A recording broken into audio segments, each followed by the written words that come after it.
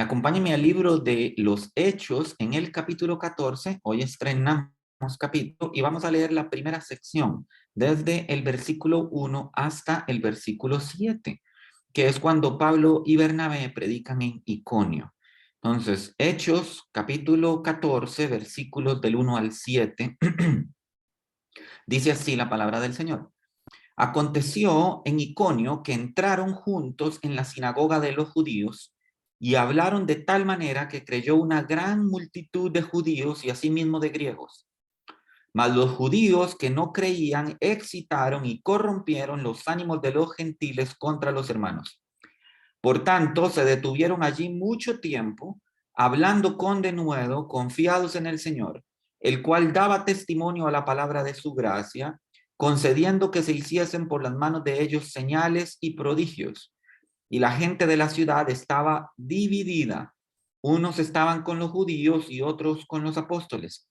Pero cuando los judíos y los gentiles, juntamente con sus gobernantes, se lanzaron a afrentarlos y apedrearlos, habiendo sabido, huyeron a Listra y Derbe, ciudades de Licaonia, y a toda la región circunvecina, y allí predicaban el evangelio. Permítame orar.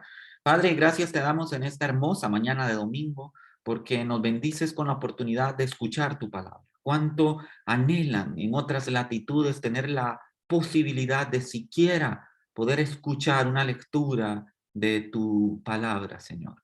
Bendice a tu iglesia, dale la sabiduría para que pueda gustar lo mejor, para que pueda apreciar también el privilegio que tiene de ser expuesto a la palabra de Dios todos los días, Señor. Bendecimos a tu iglesia, te pedimos que sea tu Espíritu Santo quien hable a nuestros corazones conforme a nuestra necesidad y sensibiliza nuestra mente y nuestro corazón para que la palabra encuentre buena tierra donde ser sembrada y donde nuestra espíritu pueda dar fruto a su tiempo. Señor, te bendecimos y te damos la gloria y nos encomendamos a ti. En el nombre de Jesús oramos. Amén y amén. ¿Ha escuchado o ha leído usted alguna vez acerca del asno de Buridán? Pues bien, eso es una sátira argumentativa, a manera de paradoja, que se estableció como una crítica en contra de la posición escolástica que tenía el teólogo y filósofo francés Jean Buridan, quien como buen escolástico defendía la posición número uno del libre albedrío y también la posibilidad de ponderar todas las decisiones humanas a través de la razón. O sea, la escuela escolástica realmente pone en una balanza la razón y pone en otra balanza la fe y dice que nunca van a entrar en conflicto, que hay algunas decisiones que pueden ser tomadas sobre la base de la razón o del raciocinio humano y otras decisiones que pueden ser tomadas en cuanto a la fe. Suena muy lógico, suena muy filosófico y ciertamente lo es un pensamiento de la filosofía. Ahora, los escolásticos tienen la habilidad de separar la fe y la razón, algo que a propósito, aunque yo lo nombre en la ilustración, no se lo recomiendo. La fe y la razón son mundos que no cohabitan. Bueno, pues bien, como se levantó esta escuela de pensamiento filosófico que se mezclaba con pensamiento teológico, sus críticos utilizaron el argumento lógico, es una lógica argumentativa que se llama reducción al absurdo. Este argumento, a propósito, por si usted no lo sabía, es uno de los métodos de demostración más usados en la matemática. O sea, se lleva una tesis hasta la prueba de lo absurdo, ya sea una tesis positiva o una tesis negativa. Entonces, aquí lo que se lleva es por medio de inferencias lógicas, se toma una tesis inicial hasta llevarla a la contradicción. Si no hay contradicción en la tesis inicial, entonces superó la prueba de la reducción a lo absurdo. Y si sí hay contradicción, entonces se establece como un absurdo o un imposible. Entonces, bien, para aterrizarles en el concepto del asno de Buridán, Juan Buridán aseguraba desde su perspectiva escolástica que el uso del escepticismo racional no debería afectar nuestra fe. O sea, que se puede dudar racionalmente de ciertas cosas y que eso no debía afectar nuestra fe. Entonces sus críticos plantearon el absurdo de un asno que no sabe elegir entre dos montones de heno exactamente iguales y que a consecuencia de ello va a terminar muriendo de inanición, ya que pudiendo comer no come porque no sabe, no puede o no quiere elegir qué montón es más conveniente. Entonces imagine, está el burrito, el asno de Buridán, y tiene dos hatos de heno exactamente iguales, y como son exactamente iguales, o él no sabe, o no puede, o no quiere elegir cuál es el más conveniente, por consiguiente muere de hambre. Ahora, la paradoja de esta sátira argumentativa se convierte en un ejercicio práctico cuando vemos los diferentes escenarios donde el creyente se enfrenta a decisiones trascendentales, decisiones radicales. Cuando se está frente a una decisión de buscar el bienestar propio versus el bienestar de alguien más, y aplica en cualquiera de los entornos en los que usted quiera establecerlo, en la acción social, en la vida matrimonial, en la vida ministerial, en cualquiera de ellas, el creyente siempre va a estar en la vicisitud de buscar su propio beneficio, una actitud muy humana, muy racional, como diría Juan Buridán, versus la otra que sería exponer, digamos, en preferencia o en perspectiva el bienestar de otros por encima del mío. Entonces surge la pregunta, ¿qué hará el creyente? ¿Decidirá en beneficio propio? ¿Decidirá por el bienestar ajeno? ¿O morirá en la inanición, completa y letárgica inacción? Así como un absurdo del burrito que termina muriendo de hambre porque no termina de escoger, hay cristianos que su vida espiritual se va secando por una completa y letárgica inacción. Quizás esta última frase es la que mejor describe al cristianismo contemporáneo, una suerte de letargo eterno con aburrida inacción. Exactamente como la paradoja del asno de Buridán, sencillamente sin lograr discernir qué viene a ser mejor y por tanto en su permanente estado de inmovilidad espiritual perece. Estamos en los tiempos donde la iglesia del Señor tiene un evangelio que no comparte. Ahora traigo 3 puntos a manera de paradoja para explicarle cómo a nivel ministerial, aunque vuelvo a repetir, incluso a nivel pragmático en su vida cotidiana, en los negocios, en su matrimonio, en su vida social, en su trabajo, nos encontramos ante una paradoja específica. Ahora, primera sección que traigo para ustedes, la paradoja de ir o no ir. Para entender esta paradoja nos regresamos hasta el capítulo 13, en el versículo 13, cuando Juan Marcos se bajó del barco. Lo decimos figurativamente, pero bien podría ser literalmente que Juan Marcos se bajó del barco. El caso es que la oportunidad misionera estaba allí frente a sus ojos, pero Juan decidió no seguir adelante con ello. Vaya conmigo a Hechos capítulo 13, versículo 13. Y dice así: habiendo zarpado de Pafos, Pablo y sus compañeros arribaron a Perge de Panfilia, pero Juan, apartándose de ellos, volvió a Jerusalén. Vamos a ver, lo cierto es que la responsabilidad respecto al ministerio, cualquiera que sea el que Dios le ha encargado, puede llegar a ser intimidante para algunos. No sabría decir con certeza si eso fue lo que le pasó a Juan Marcos, pero hay una conclusión clara y obvia del asunto, y es el hecho que Juan Marcos no continuó en ese viaje. Quizás había mucha juventud de por medio y mucha responsabilidad adelante. Juventud y responsabilidad no siempre se llevan bien. También está el hecho de que Juan era solo un ayudante, como lo menciona Hechos capítulo 13, versículo 5. Por en cambio, según Hechos 13, versículo 2, el Espíritu Santo había dado instrucciones en cuanto a Bernabé y a Saulo, pero en cuanto a Juan, puntos suspensivos. Pues el Espíritu Santo guardó silencio. Entonces, podría haber sido una falta de llamado ministerial, que también sucede, de formación espiritual, de madurez espiritual. Juan puede haber sido un adolescente, un jovencito, se intimidó por lo que venía adelante. Luego leemos más adelante que no era un ministerio sencillo y podía representar un verdadero temor o la suposición de que no estaba equipado con las suficientes herramientas o capacidades para llevar a cabo un ministerio tan complejo como era llevar el evangelio a los gentiles.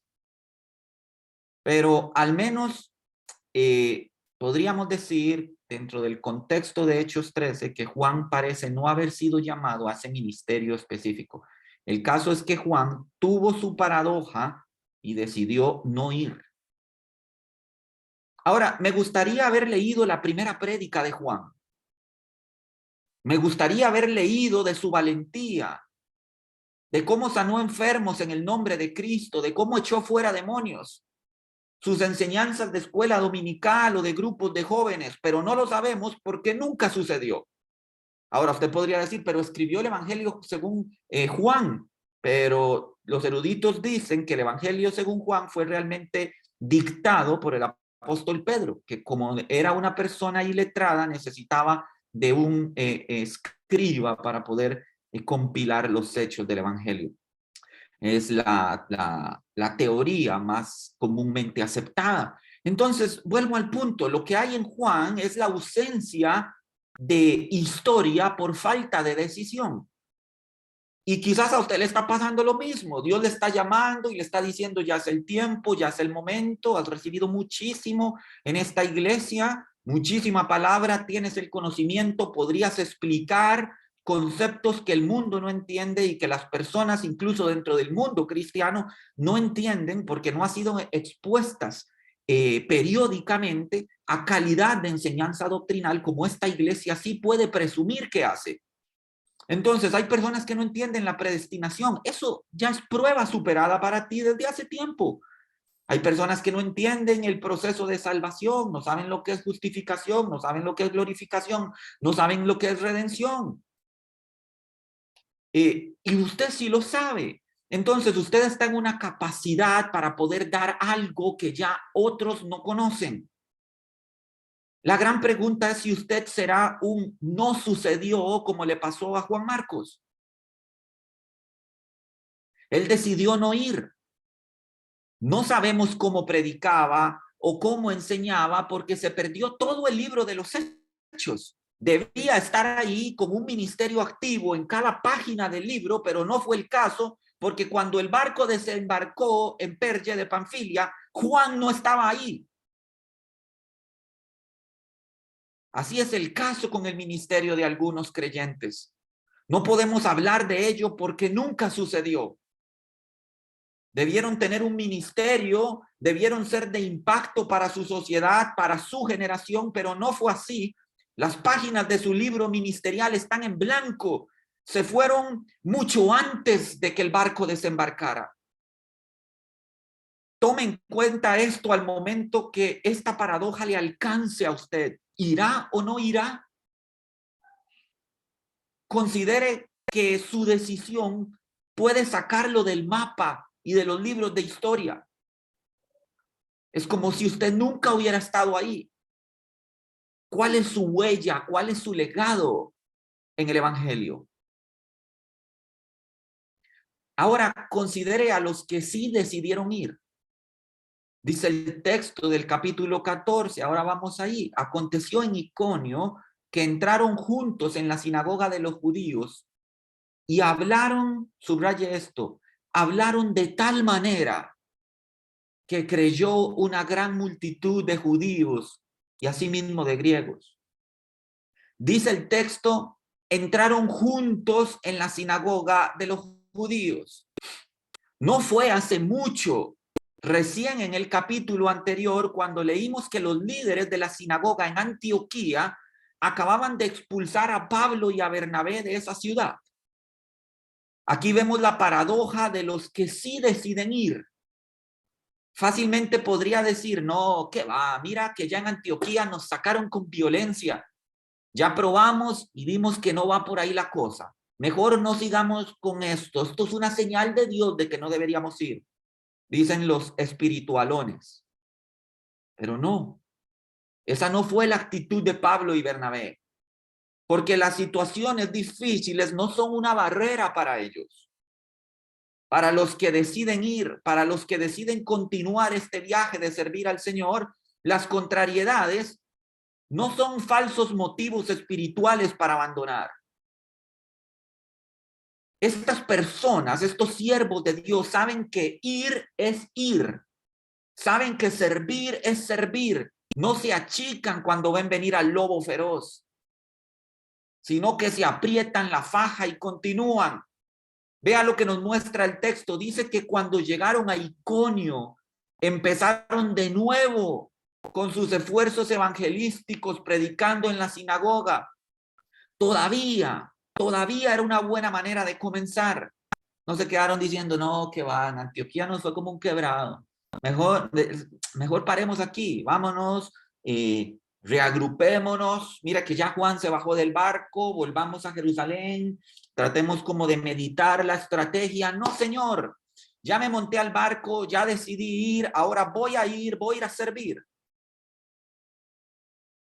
Fíjese lo que dice el texto, esto es algo extraordinario. Dice, y hablaron de tal manera que creyó una gran multitud de judíos, asimismo de griegos. ¿Sabe lo que no quedó? Lo que no pasó. No vemos a Pablo y a Bernabé con sus manos metidas en los bolsillos y la mirada gacha, hablando en derrota. Dice, hablaron de tal manera, ya que decidieron ir, van a ir con todo lo que tienen. No vemos a un Pablo y Bernabé dudosos y atemorizados. No los vemos acercarse a la sinagoga de Iconio de forma tímida o precavida. Tomemos precauciones. Mejor no hablemos de Jesús todavía. Ellos predicaron con autoridad y con poder de Dios. Las dificultades de Antioquía no los habían hecho menos. No habían minado sus fuerzas, su deseo o su pasión. Oh, si tan solo así fuera nuestro hablar. Que las gentes al escucharnos hablar de Jesús pudieran decir, ese cristiano habla de tal manera que la gente cree cuando él habla en el nombre de Dios. Oh, si tan solo así fuera nuestro hablar. Finalmente vemos aquí que el mensaje no fue dado con distinciones. Pablo y Bernabé tuvieron éxito entre judíos y entre griegos, presentando el mismo evangelio a ambos. El hecho de que los judíos y griegos creían demuestra que Pablo predicó la misma cosa a ambos grupos, que la salvación es en Jesús y que nos apropiamos de ella al creer, confiar en él, depender en él. No hubo mensajes adaptados para cada grupo, para cada necesidad. Vamos a suavizar el mensaje porque este tiene una condición específica. Vamos a hablarle un mensaje más inclusivo a estos por su color de piel, por su estrato social. No hubo clase diferenciada y no se adaptó el mensaje para diferentes realidades. El mensaje es uno solo. ¿Cuánto mal hacemos en creer que el mensaje debe ser culturizado de manera específica a cada condición social? Como si el rico ocupara algo distinto de lo que ocupa el pobre. Como si el pecador ocupara un mensaje distinto del que ocupa el ya redimido. Absolutamente todos ocupan escuchar el mensaje del evangelio centrado en la persona de Cristo y la necesidad de rendirse ante él para alcanzar perdón por su gracia. El mensaje es uno mismo. Su calidad no se ha desgastado. El evangelio no ha perdido valor. No sé en qué momento pensamos que debimos condimentarlo para hacerle más deseable.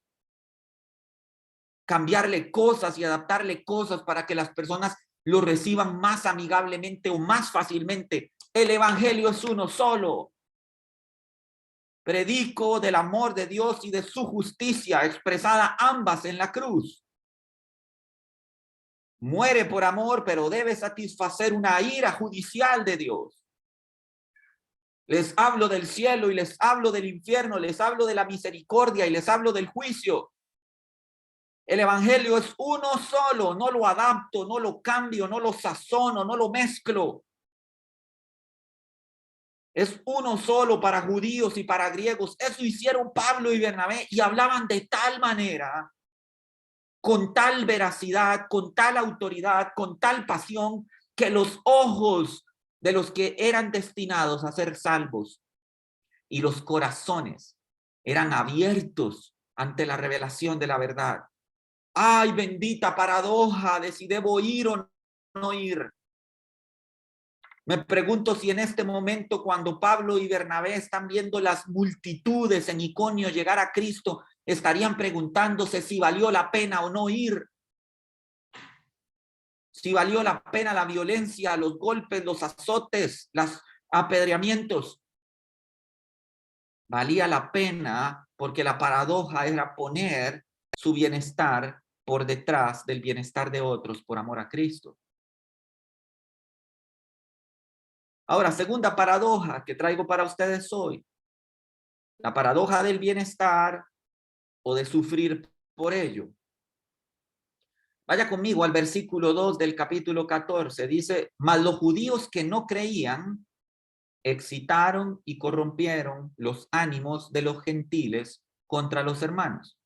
Ahora salte unos cuantos versículos más y llegue hasta el versículo 5, ahí mismo en el capítulo 14, y podrá leer, pero cuando los judíos y los gentiles, juntamente con sus gobernantes, se lanzaron a afrentarlos y apedrearlos.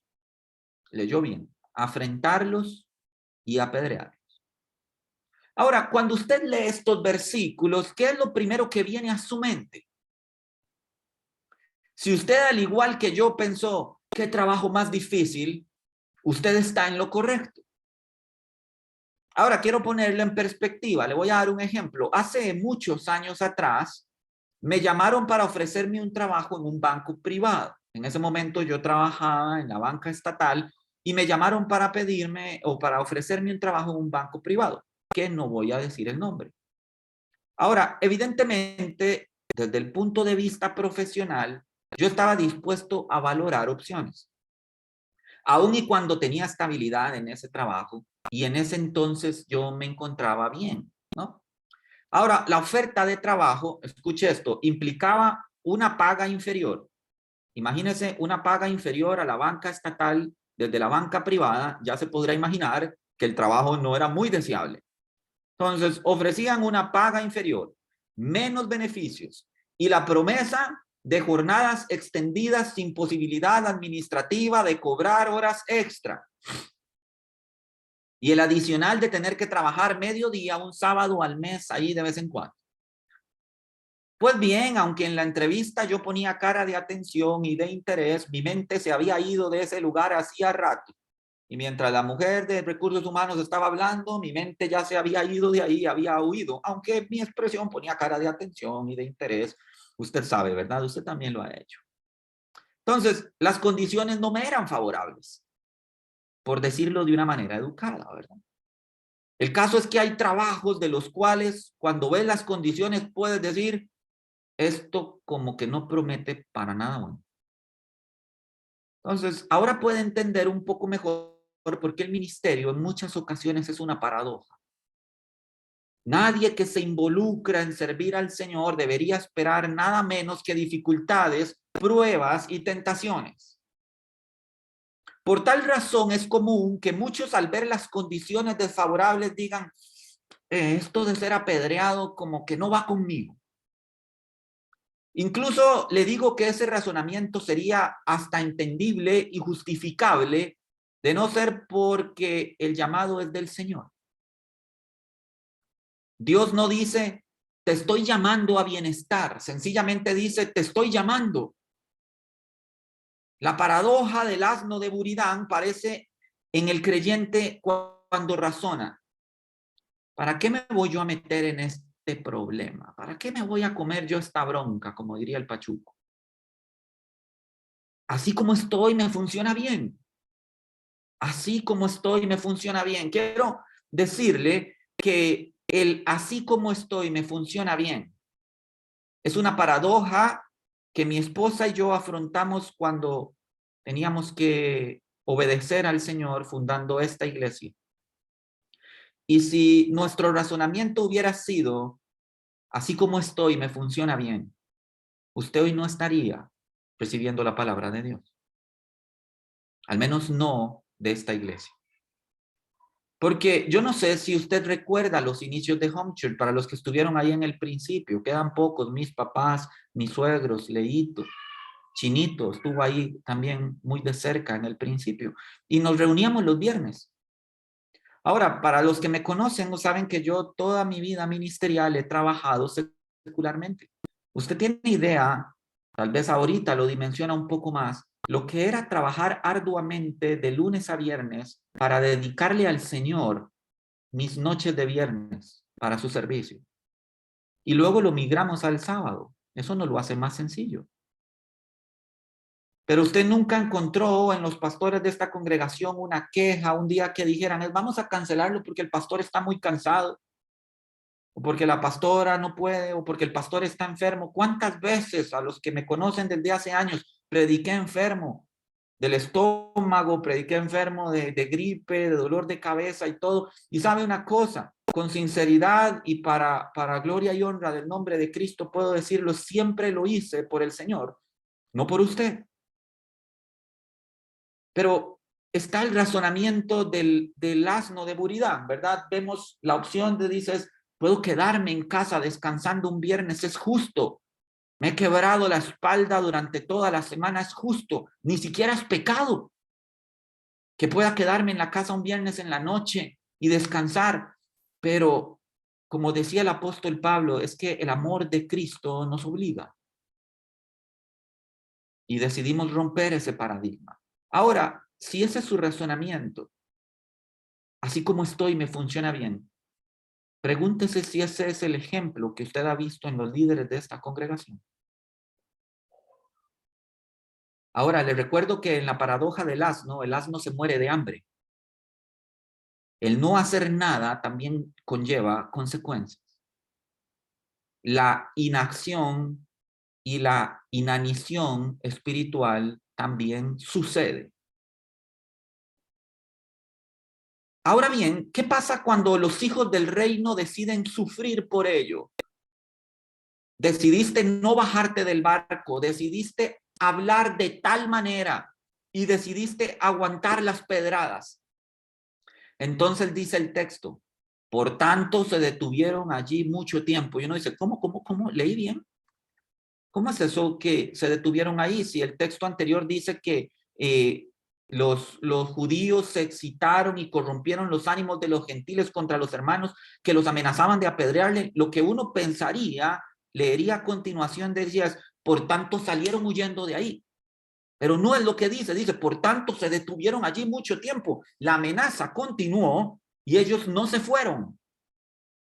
Hablaron con denuedo, confiados en el Señor, el cual daba testimonio a la palabra de su gracia, concediendo que se hiciesen por las manos de ellos señales y prodigios.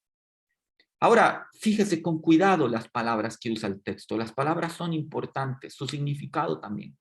Se detuvieron, hablaron con denuedo, confiados en el Señor.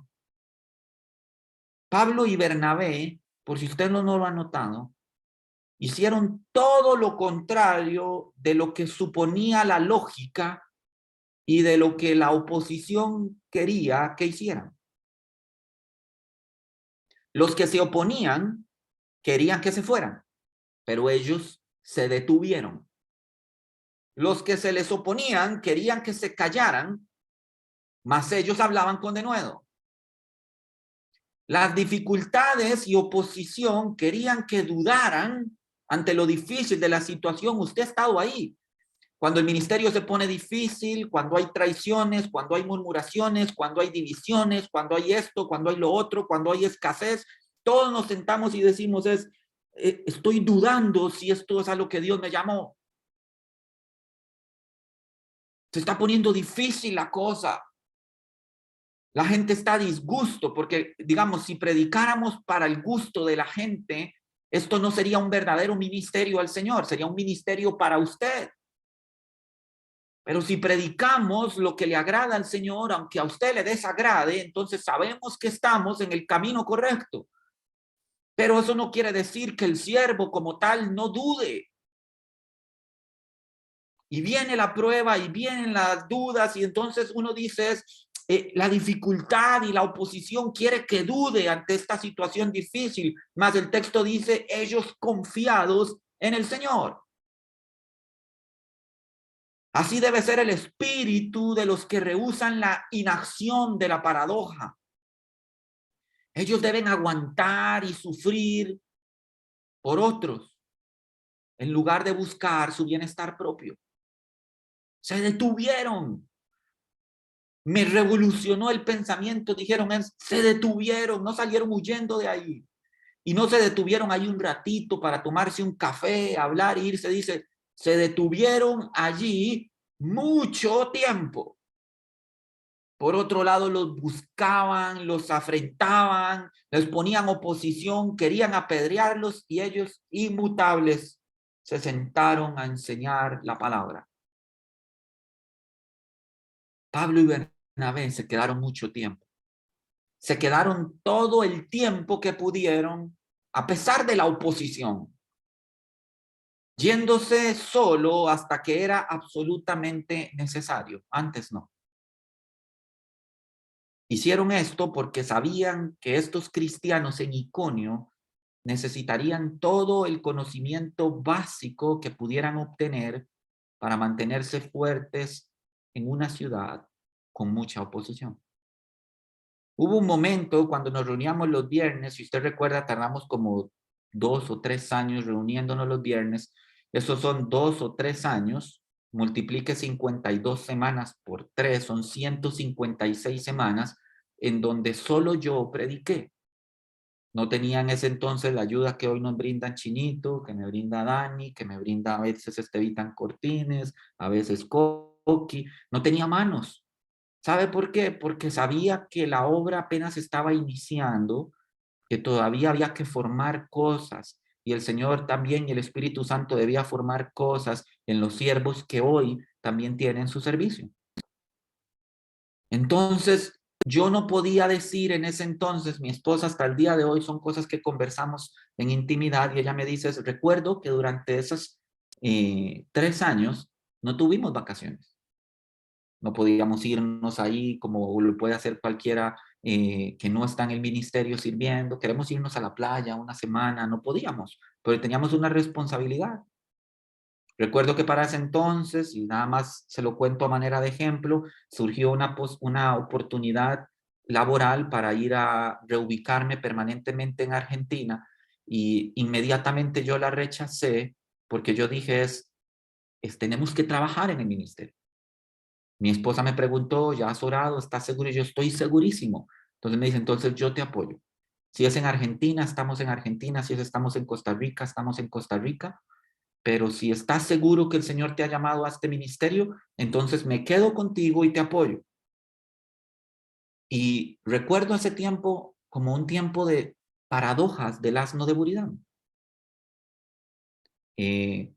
Yo sabía que ustedes, que hoy están completamente formados en el Evangelio y están listos para ir a dar ya, en ese entonces no lo estaban. Y yo no me podía dar el lujo de ser intermitente en la obra que Dios estaba levantando. Así que sin protestar y con ánimo dispuesto, predicamos por 156 semanas seguidas hasta que nuestros copastores estuvieron listos para también involucrarse en la obra. Y ahí pudimos tener un poquito de reposo. Pero eso es exactamente lo que Pablo y Bernabé hicieron. Dice, hay amenazas, hay dificultades, podríamos ser apedreados, pero no podemos irnos. Tenemos que permanecer aquí mucho tiempo porque en Iconio aún no están listos. Todavía necesitan ser formados en las cosas básicas. Ellos necesitaban el conocimiento que pudieran obtener. ¿Para qué? Para mantenerse fuertes en una ciudad donde ya había mucha oposición, Entonces, Pablo y Bernabé debían formar guerreros, personas resilientes a las dificultades. Y después de ahí, ya con la tranquilidad de han sido formados, han sido instruidos en la doctrina, están listos para caminar. La paradoja del que sirve a Dios. Ahora, tercer punto y final que traigo para ustedes. Hay una paradoja también para los que creen. Dice el versículo 4, dice, y la gente de la ciudad estaba, subraya esto, dividida. Unos estaban con los judíos y otros con los apóstoles. Una ciudad entera estaba dividida a causa del evangelio. Hay algo innegable que trae el mensaje del evangelio y esto es división. Cuando leo este pasaje, pienso en la misma paradoja que trae consigo el mensaje del evangelio según Mateo capítulo 10. Acompáñeme al evangelio según San Mateo, capítulo 10, versículos del 34 al 38.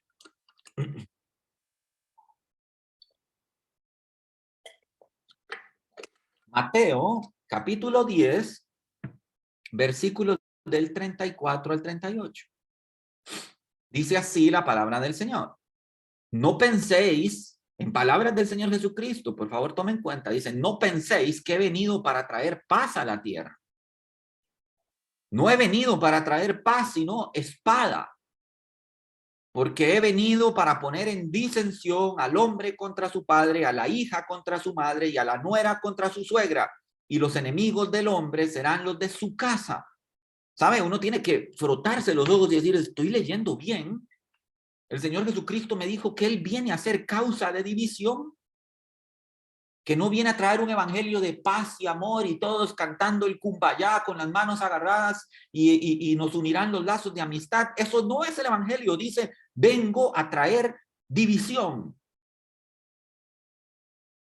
Cualquiera que tiene una opinión parcial del evangelio podría decir que el mensaje del evangelio une a las familias y une a personas en amor y en armonía. Mucha tele. La realidad es que no es así. El evangelio, por si usted no lo sabe o no lo notó, nos une, pero a quien nos une es a Cristo. Pero puede que nos divida de todos los demás que no han creído al mismo mensaje. De ahí el Salmo 27, verso 10, para los que están en desafío, ya pasaron por ahí, dice, he aquí, aunque padre y madre me dejaren, con todo Jehová me recogerá. Esto era una realidad en el primer siglo. Los judíos que empezaban a creer en el mensaje del evangelio, literalmente eran dados por muertos por sus familias. Decían, este que se ha apartado de la fe judeo-hebrea es como si ya hubiera muerto para mí. Nunca estas palabras habían sido tan vivas hasta que los cristianos del primer siglo empezaron a entender que aceptar a Cristo en su corazón representaba perderlo todo.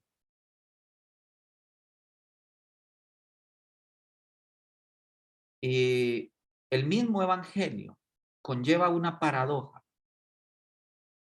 El hecho que quienes no comparten tu fe no van a entender tus elecciones y por tanto puede que la separación sea irreconciliable. ¿Cuántos de los que están aquí ya han experimentado eso? Vienes de una iglesia, de una familia tradicional, de la religión tradicional, y empiezas a conocer el evangelio, y vienes a esta iglesia donde un pastor joven y barbudo empieza a hablarte cosas que no conocías, un mensaje del evangelio que te empieza a apartar cada vez más de la tradición y más a la relación vivencial. Y entonces tu familia, que es de cumplir todas las tradiciones de la iglesia tradicional, empieza a sentir recelo, empieza a dejarte a un lado, empieza a cuestionar tu fe, empiezan a creer que ese pastor joven y barbudo no es más que un engañador y un estafador, y empiezan a tener una opinión sobre aquello que en tu corazón hay certeza y en la de ellos solo tinieblas. y esa relación se rompe irreconciliablemente. Entonces se cumple lo que dice el Señor Jesucristo: yo no vine a traer paz, he venido a traer la espada, la separación, el conflicto. El mensaje de Jesús, como es reflejado en el Sermón del Monte, es de hecho un mensaje de paz. Sin embargo, llama la atención al individuo a un compromiso radical con Jesús. Es un mensaje de paz que divide entre quienes lo aceptan y quienes lo rechazan.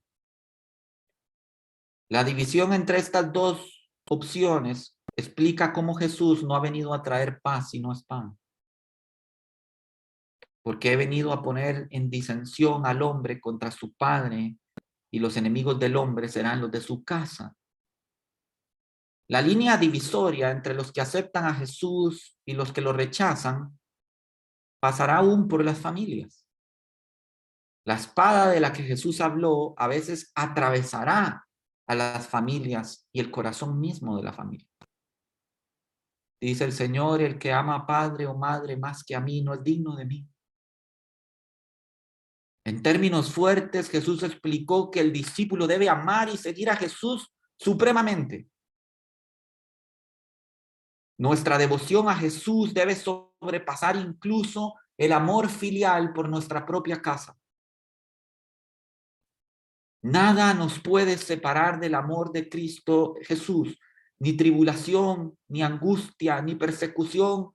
Y el apóstol Pablo enumera una serie de cosas radicalmente difíciles para el cristiano, y aún así dice que nada de eso te separe del amor de Dios que es en Cristo Jesús, Señor nuestro.